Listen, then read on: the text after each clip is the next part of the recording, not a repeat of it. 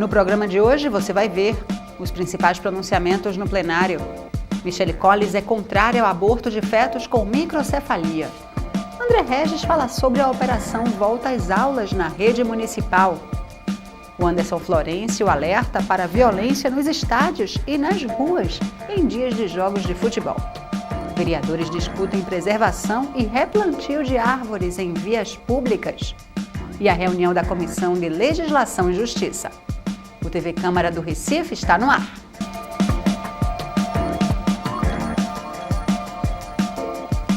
Olá, começa agora mais um TV Câmara do Recife Online. E os vereadores discutiram um requerimento de Jadeval de Lima, dirigido ao prefeito do Recife. Ele pede o replantio das árvores derrubadas no último vendaval que afetou a cidade e o reparo das calçadas danificadas.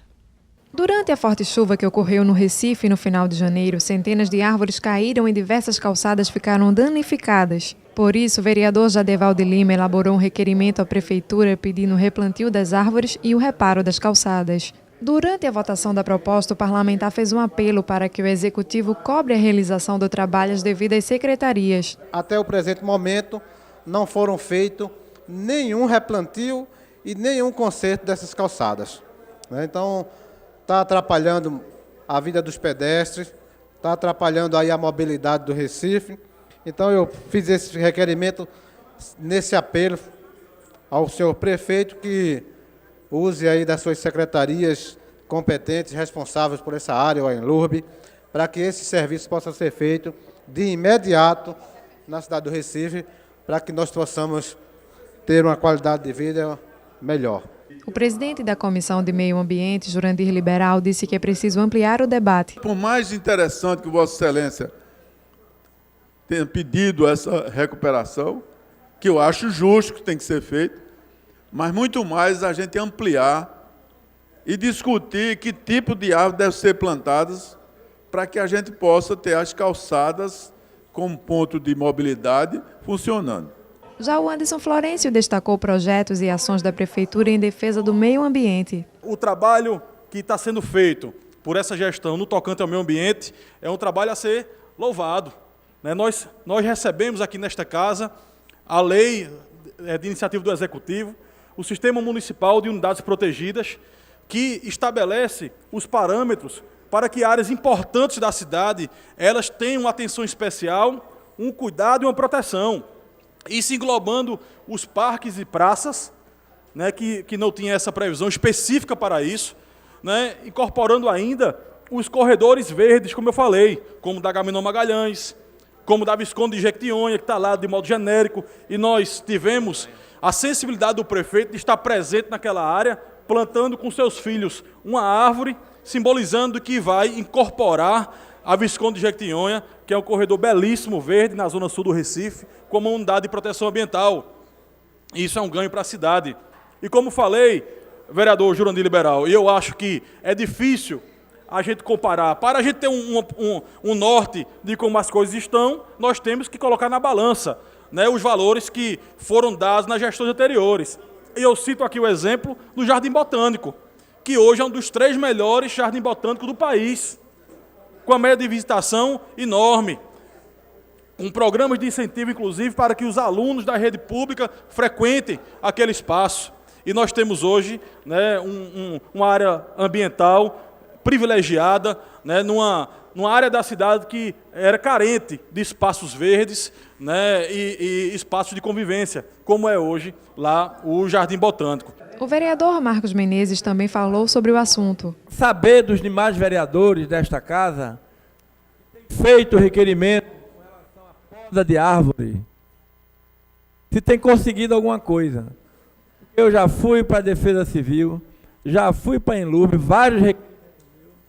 O vereador Jurandir Liberal nos deu uma aula de meio ambiente aqui, como deveríamos fazer para contrato de abater, de podar árvore, muito boa, as palavras do vereador Jurandir Liberal. Já estive pessoalmente com a doutora Cida Pedrosa, uma pessoa de excelente caráter, tem feito um trabalho muito bom ali, mas nenhum requerimento que eu fiz até hoje deram um ultimato, deram um resultado final. Eu entendo que a gente tem que elogiar quando merece elogio, o prefeito merece elogio, Cida Pedrosa merece elogios, mas também a gente trabalha olhando o erário público, onde se tem alguma coisa para que a gente oriente, para que a gente direcione, a gente tem que fazer isso. E eu entendo que Jadeval, que Jurandir, que a minha colega Isabela, elas estão tentando contribuir com isso.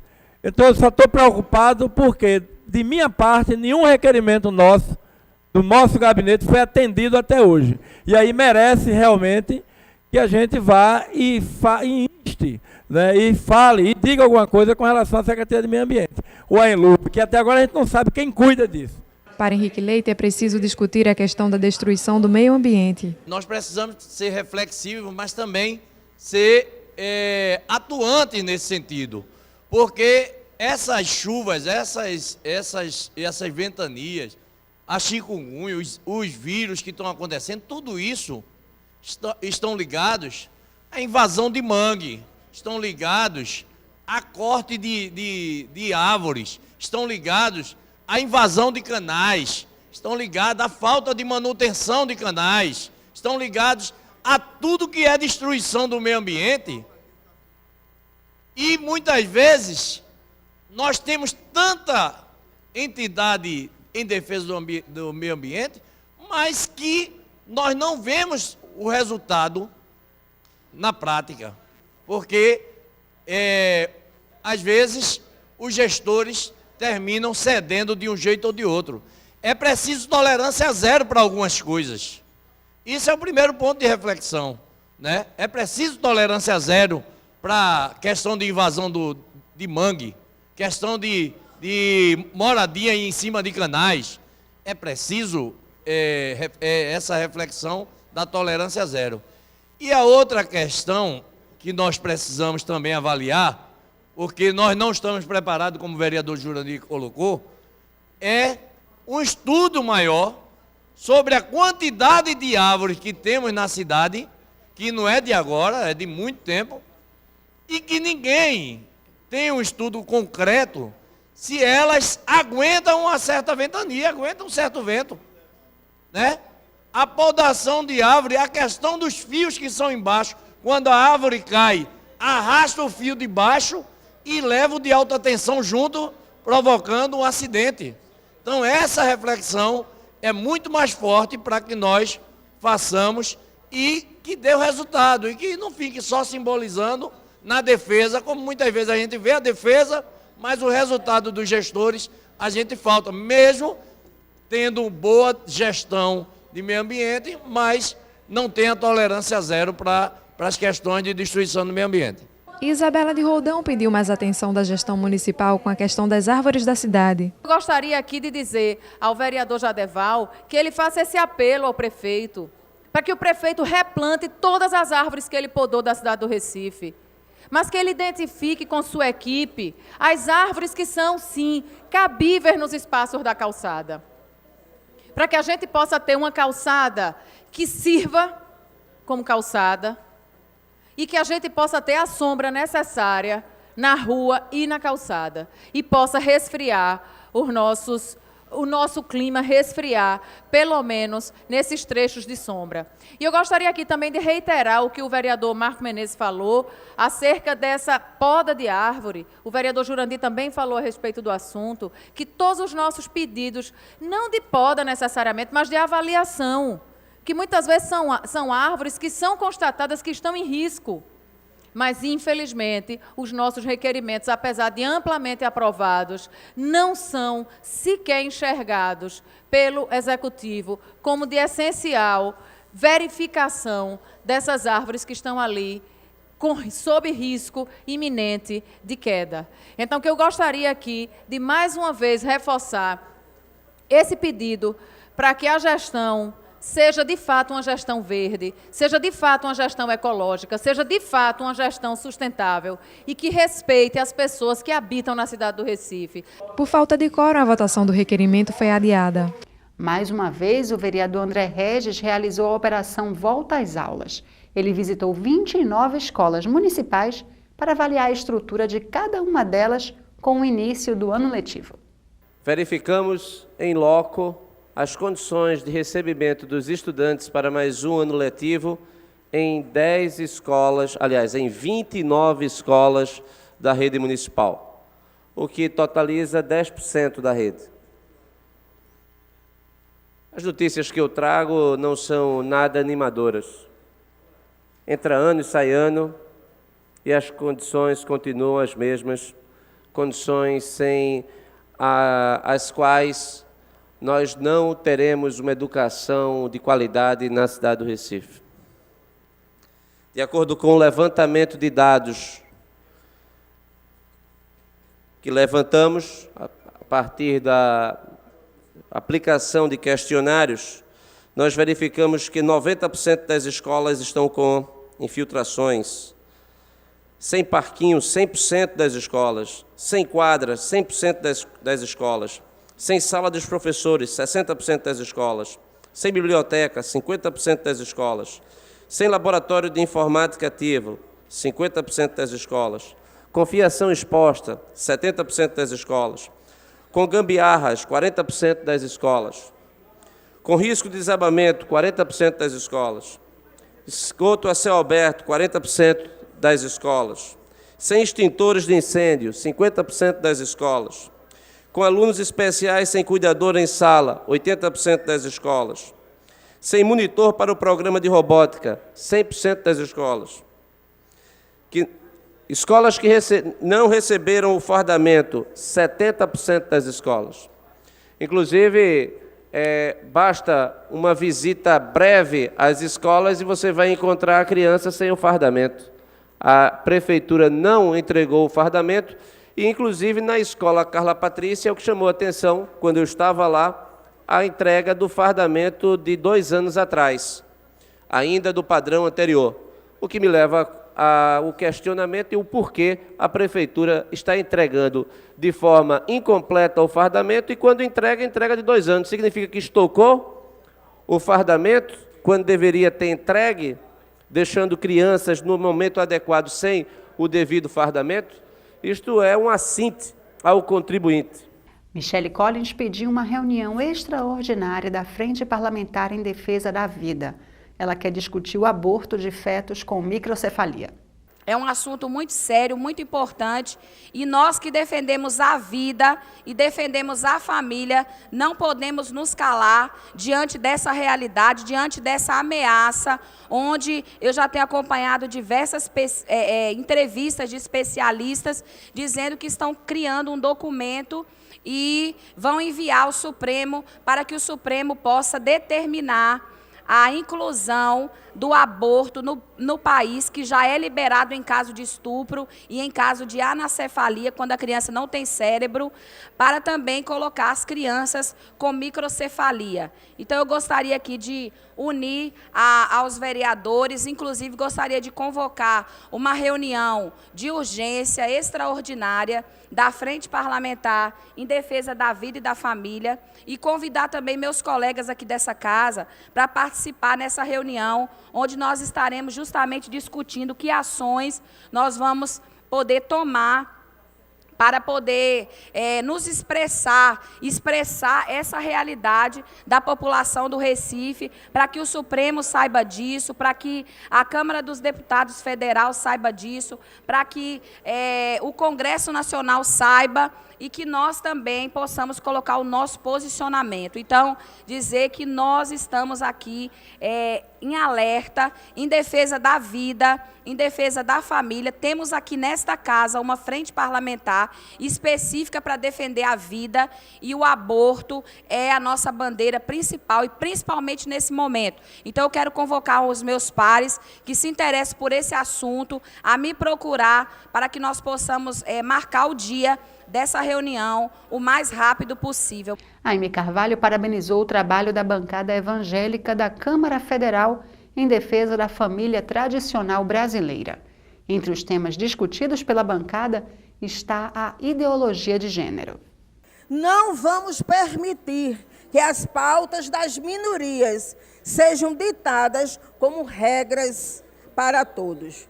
Lembro-me que as questões relacionadas à ideologia de gênero já foram amplamente defendidas por mim aqui em junho do ano passado, quando esta casa aprovou o Plano Municipal de Educação do Recife. Mesmo com as agressões que sofri por parte de tantos movimentos que não representam a nossa cidade, conseguimos aprovar as emendas do texto original.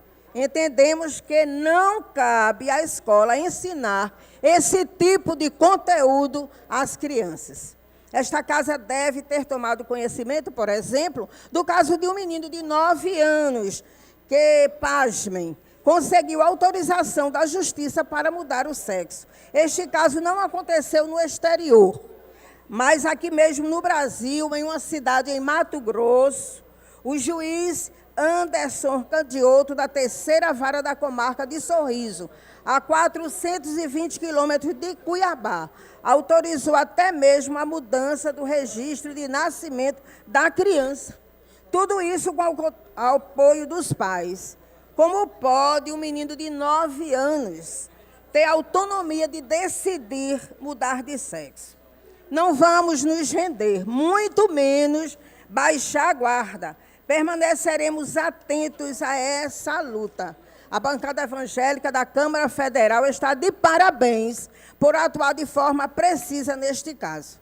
Luiz Eustáquio apresentou livros distribuídos para alunos da rede pública de ensino que tratam sobre a ideologia de gênero. Faz uma definição de identidade sexual. Identificar-se qual é a identidade sexual. Ele traz isso aqui. Aí ele define: identificar-se com o sexo masculino ou com o sexo feminino. Então, essa é a identidade que está colocada nesse livro aqui. No livro que está na mão das crianças, que está sendo ensinado nas escolas, para crianças de 10 anos.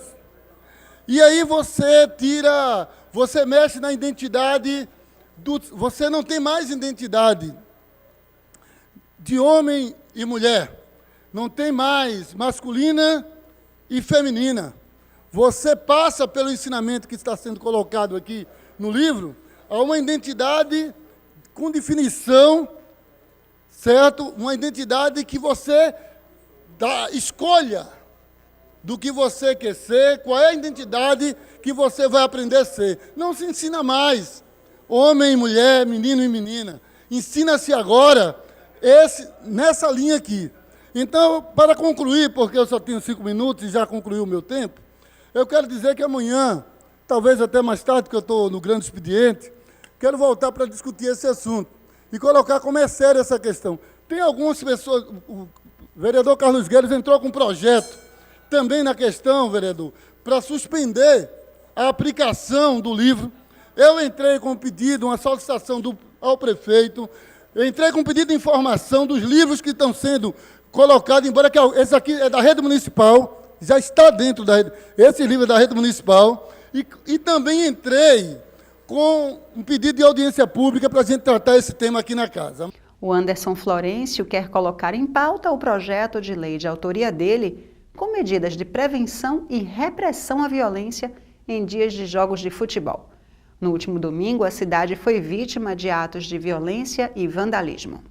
E eu faço um apelo aqui aos nossos companheiros, vereadores desta casa, para que a gente possa botar em pauta e votar o projeto 227, que visa proibir as torcidas organizadas violentas aqui na nossa cidade, dando atribuições de cadastramento, que elas fiquem 3 anos sem poder frequentar os estádios, caso ocorram atos de violência. Enfim, eu acho que nós temos que fazer a nossa parte. Vou sugerir ainda ao presidente da federação e por isso pedir audiência, para que a gente possa promover alguns atos de cultura da paz, como, por exemplo, um local no estádio para compartilhar as torcidas, ou seja, no clássico uma torcida está do lado da outra e a gente mostrar que a força do bem é muito maior do que essa força do mal desses marginais. Venho recebendo algumas solicitações para conhecer trabalhos sociais que algumas torcidas vêm fazendo aqui na cidade e faz questão de conhecer, porque a nossa ideia não é generalizar, é tirar o marginal, é tirar o bandido, é tirar essas pessoas que querem fazer o mal e destruir o patrimônio público, tirar o sossego da nossa sociedade. Portanto, é com indignação que, mais uma vez, venho a esta tribuna fazer um apelo para que esta casa também possa se posicionar e possa dar sua contribuição para que esse cenário de guerra, esse cenário que é um assinte à sociedade, às pessoas de bem. Nós tivemos ontem, num clássico chamado de Clássico das Multidões, 14 mil torcedores para ver, está claro de que o cidadão de bem, de que o torcedor que gosta de levar seus filhos, que gosta de levar a família, ele não quer mais frequentar um estádio de futebol, porque ele vai se deparar com esse tipo de gente e esse tipo de ocorrência, né, num evento esportivo que deveria ser um evento de paz e de lazer. Portanto, deixo aqui o meu registro mais uma vez, com indignação, para que a gente possa, aprovando o projeto 227/2013, a gente possa dar contribuição a essa Casa Legislativa, ao que a sociedade espera, do nosso papel. E eu queria, finalizando, parabenizar a Polícia Militar, presidente, porque se não fosse a atuação incisiva, com um grande quantitativo de contingente fazendo um bom trabalho, a gente teria cenas piores do que nós tivemos. E Osmar Ricardo falou sobre a preocupação com as negociações salariais dos servidores da Prefeitura do Recife. É a preocupação dos servidores públicos municipais, que já vem numa luta com a Prefeitura do Recife desde dezembro do ano passado, tentando buscar as negociações, o entendimento, que esta casa aqui aprovou, que a data base do servidor público municipal era em janeiro. E Geraldo Júlio manda um projeto de lei, sabe que é no mês de janeiro, e parece que dá amnésia, vereador Jurandir, nesses que estão governando a cidade do Recife, e não discutir. Depois de muita pressão, muitas caminhadas, muito fechamento de ruas, marcou a reunião para o dia 15, e se ele marcou depois do carnaval, no outro dia, vereador Maguari, ele desmarcou a reunião, porque sabia que tinha um ato hoje do Fórum dos Servidores Municipais em frente à Prefeitura. E desmarcou e marcou para hoje, às 16 horas. Eu vou ter que me retirar dessa plenária para ir para as negociações, porque a situação demonstrada pela essa gestão é muito ruim para o servidor. E a gente sabe que na última quinta-feira ia ter reunião para discutir o terceiro quadrimestre de 2015, teve que ser adiado por conta de secretário, não sei se foi por causa da chuva. Todo o movimento sindical estava avisado e vieram para essa reunião, e chegou aqui, fomos pegos de surpresa, e não teve esta reunião, que era para discutir um pouco e balizar o que é que tem, de fato, embutido para dar um aumento aos servidores públicos municipais. Integrantes da Comissão de Legislação e Justiça se reuniram ontem à tarde. Eles avaliaram e distribuíram projetos em tramitação na Casa. Na primeira reunião do ano da Comissão de Legislação e Justiça, os vereadores Aerto Luna, Almir Fernando, Carlos Gueiros e Erivaldo da Silva analisaram pareceres de 9 projetos de lei e distribuíram outros 42. Hoje a reunião ela teve um destaque maior na questão da distribuição dos projetos para a relatoria. Foram 42 projetos, então isso quer dizer que o ano começa bem movimentado, são projetos tanto do Executivo como do projeto de lei ordinária do Legislativo, e aí já foram distribuídos e pedido uma certa urgência na elaboração desses pareceres.